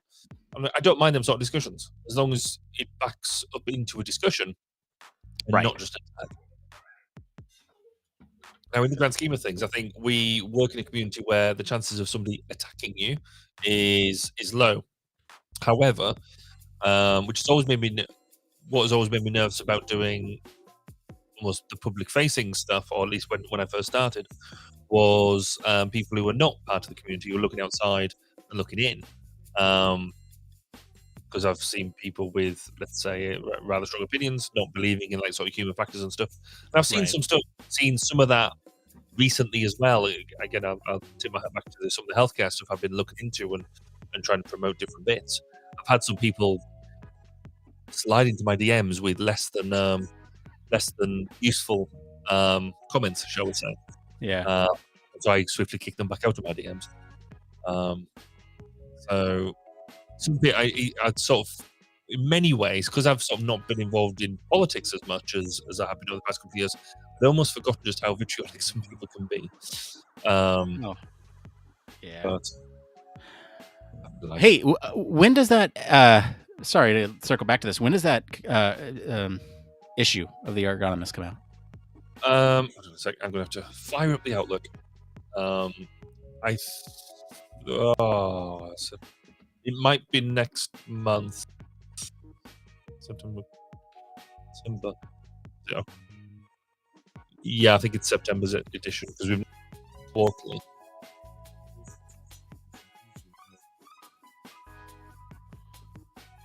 Oh, it might be out now. It might surely. I think it's gone into print now. So yeah, it'll be on the next few weeks. Ooh. So for a September release. Yeah, I think so. Okay. And we should get it fairly soon.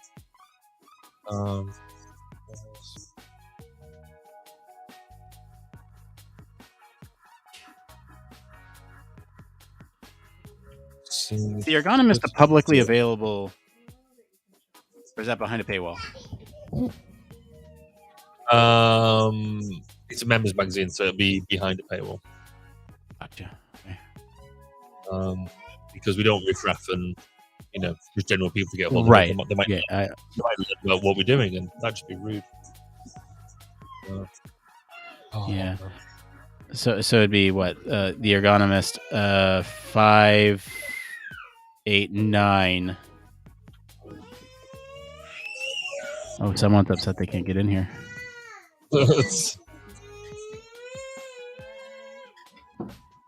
Yeah, so it's. In fact, I've just got the article here now, so it's going to go into September. Yeah. So let's see. The Ergonomist 589 September 2022. Yeah, I need to. Yeah, I will. Wait, let's see. Members only. What is this? What happens if you click on one? Oh, yeah. Okay. Yeah. All right. I feel like I already know the link if it follows the same. Let's see here. Well, it won't be there yet because it won't. I know. I'm just getting the link in place. If it follows the same schema, I should be able to, just throw it in there and then update it whenever. Let's see, September. Got a new Hot Wheels that he wants to show me. Cool. Yes, I've got it in front. So, Barry Kirby and Nick Roome on Human Factors Cast had initial discussion structured around the 5 main areas of human factors integration: personnel training, HFE, blah, blah, blah. And the CHF had a special interest group, The fundamental question is what would you use it for? Let's talk about training. Blah, blah, blah. Yeah.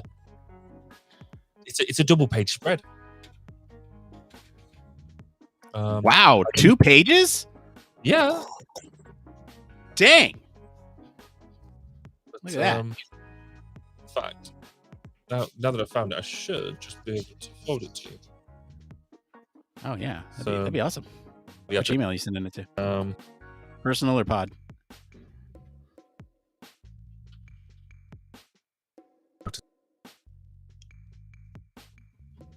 It's on its way.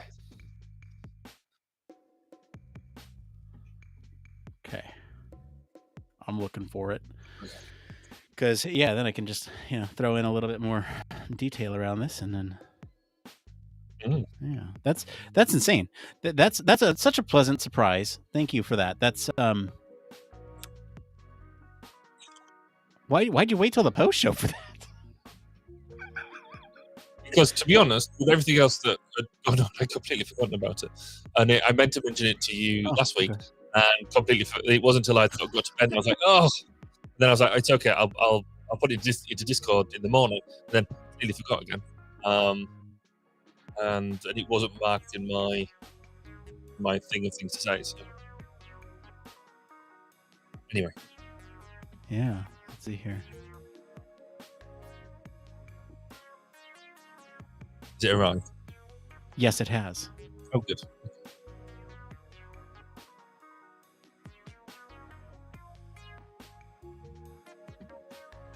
Let's see here.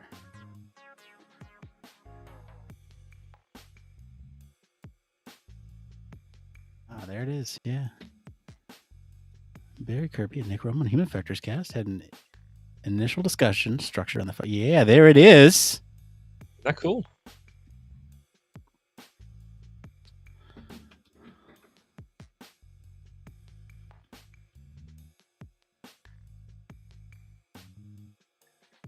Oh, because I've had another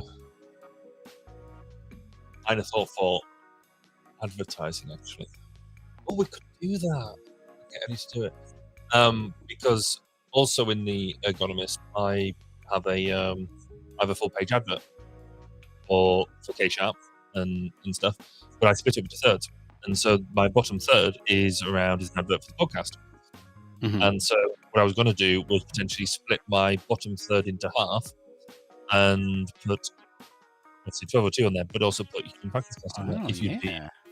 agreeable to that. I would certainly be agreeable to that. Cool. We shall see what we can do. Because that'll go for the December issue, I think. 'Cause I'm in a slightly weird situation where I want to keep on pushing it, keep on doing the advert because I think it's quite cool. People see it, all that sort of jazz.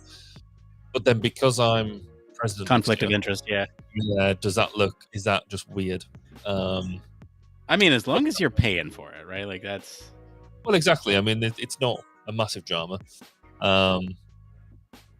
And it gives me more vested interest to make sure that it's a good magazine. Look, so how about this? What if you put a disclaimer on it, like, hey, this advertisement was not paid for with Chartered Institute funds. This was paid for by K-Sharp, or it was paid for by you, right? Like just some way to indicate that it's not a. But then it'd almost be weird for it to, given that cause I've an advert in there for the past couple of years. It'd almost be weird for it not to be there, Right? Because I was quite surprised. I almost didn't think that it did anything. It was almost like a vanity project. Being able to see my name in the Ergonomist, how cool is that? Oh yeah, no, I feel that. But then, but actually, quite a few people see that it almost makes me look like a proper company by having an advert in there. And I was like, okay, I think that's a compliment. But, I mean, yeah, I mean you can certainly say like mentioned in the Ergonomist, right? Like K-Sharp mentioned in the Ergonomist, right? That's something you could say. Like I've been collecting a variety of like not sound bites, but reviews or things that people say about the podcast, and some of them have been like, Human Factors Cast has become a pillar of the Human Factors community. Fiercely independent. What's the other one? Now I can say mentioned in the Ergonomist, featured at HFES. We can say a bunch of those things about the podcast, and I'm keeping like a running record of those because it's fun to do. No, it is, and it's the little things like that that actually make a big difference when you need them. So we're doing a whole bunch of stuff within the company, and you sort of sitting there going, if only we had these ads. So I'm now trying to push the team almost at any given moment, take a photo. What we're doing, you're running a workshop, take a photo. Have you finished the workshop, take a photo. You're halfway through the workshop, take a photo. Is there something funny happening in the workshop, take a photo. Take a bit of video. Is nothing happening? Well, in that case, take a bit of video. Just so you've got artifacts to use. Because it's so easy to forget that sort of stuff. And then when you come to, like we're doing at the moment, we're trying to create a brochure. You haven't got the artifacts to be able to put in there. So then as what we're doing at the moment, we're producing a brochure, and not only producing a brochure in English, but we're also producing it in Welsh. So it's going to be a bilingual brochure in a language I don't quite understand yet. So like some of the other things I have for written about us. I wish I had known about this podcast before I started my Human Factors and Ergonomics graduate program. Loving this podcast. Avid listener for years. Great listener experience. A must listen for everyone. So you want to keep the good ones then? Or do you keep the amusing Yeah, ones? I don't keep the ones that say win a voucher to spend, get $500 from us for ad on your website, or like if you want to listen to a couple sophomore boring bros drone on, this is for you. Sounds accurate. That's fair. Titles are not user friendly. That one cracks me up. Ooh. Oh boy. Ooh. Wow, with 5 months to go, it's all going squirrely. Oh really? Okay.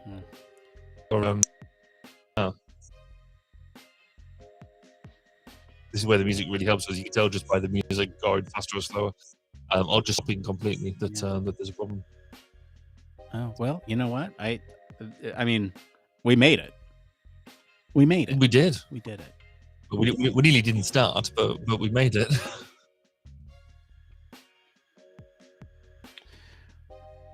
It's interesting. This must be a new thing on Podpage. You can put in reviews that you got on other platforms, as long as you provide the link to that platform's URL to the review, right? So like, it only imports it.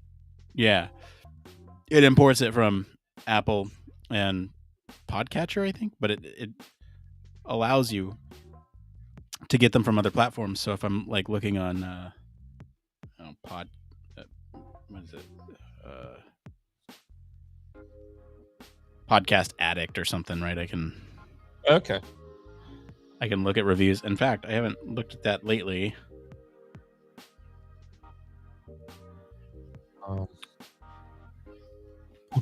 Talking PA about user. Podcast host in the past. Blueberry sent an interesting update last week. They're doing an integration with Descript, which I need to read into exactly what it means, but it looks like there's an interesting collaboration there. Sorry, on what? Oh, with Descript. Oh, so, yeah. Doing a collaboration there, and I need to dig into what it actually means. Oh, the other thing they're also doing is paid advertising. A paid advertising integration for every platform. And so I'm in two minds about whether to give that a go or not, because if the adverts are too long or too intrusive, then that's how I feel, and that's like I've always tried to keep this show ad free, and that's why it's we're technically calling it a show sponsor and not like a advertiser, right? They are literally sponsoring the show, and it'd only be theoretically, hopefully, someone in the human factors field to where I feel like it would be a useful thing. Yeah. Right. We wouldn't want to advertise anything that's like, I don't know. It would be interesting to see. Audible. Yeah, it'd be interesting to see if it worked, because they were saying they would only put it in at the start at the end. And so if they did that, how would that affect the listening experience? See, so that's pre-roll, post-roll. I have a what's interesting is I have on the service that we use now, Captivate, it allows me to do that pre-post and in the middle. So and it allows you to do it batch. So like, let's say I've established a point in the middle, which would be the Patreon commercial, that we go in and replace across all of our episodes. So no matter when people are listening, they listen to it 5 months down the line, the current advertisement's going to be in there. And that's something really powerful that we can offer to show sponsors. Yeah. So that way it's like, you're listening episode 1 and you're still getting the advertisements for, the current. Yeah. Mm-hmm. That's interesting. Yeah. So that's, another sort of powerful piece that we can leverage. Anyway, we're just about done. Any other closing thoughts, Barry, before we pontificate our powerless posse away from this pointed? No, I need to do not a pee. I just need to find my bed, I think, because it'd be midnight. Okay. It's been a long day. Well, I need to pee. That's true. I've had a lot of water. So anyway, with that, we'll see y'all next week. And thank you for sticking around. Have a good one. Goodbye.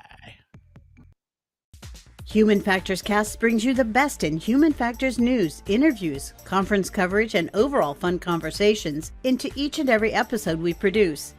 But we can't do it without you. The Human Factors Cast Network is 100% listener supported. All the funds that go into running the show come from our listeners. Our patrons are our priority, and we want to ensure we're giving back to you for supporting us. Pledges start at just $1 per month and include rewards like access to our weekly Q&As with the hosts, personalized professional reviews, and Human Factors Minute, a Patreon-only weekly podcast where the hosts break down unique, obscure, and interesting human factors topics in just 1 minute. Patreon rewards are always evolving, so stop by patreon.com/humanfactorscast to see what support level may be right for you. Thank you.